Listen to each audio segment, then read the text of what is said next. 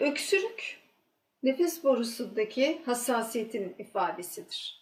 Bu alerjik kişilerde veya solunum yolu enfeksiyonu olan kişilerde olabilir. Aslında öksürük tamamen normal, insan nefes borusunu temizlemek için bize verilmiş bir reflekstir.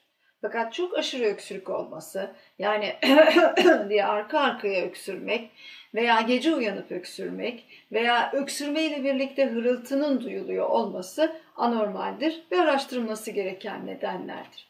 Mevsim geçişlerinde öksürükler biraz daha fazla olur.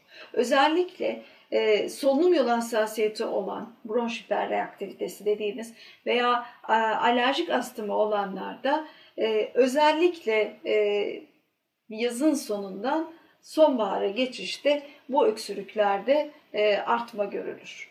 Bu polenler ile de uyarılmış olabilir, hava sıcaklığındaki değişiklikle de olabilir.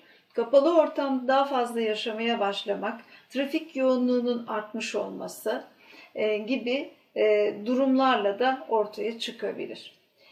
Bu durumu olan mevsim geçişlerinde öksürükler gösteren kimselerde özellikle alerjinin araştırılması gereklidir. Bu ilk defa olan bir öksürükse bir enfeksiyonun araştırılması söz konusu olabilir.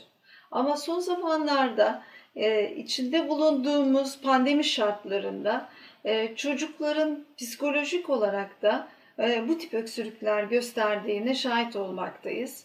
Hiç bilmedikleri, korktukları bir süreçten geçmektedirler ve bazen de bu korkularını açıkça ifade edemedikleri için bu tip belirtiler ortaya çıkabilmektedir.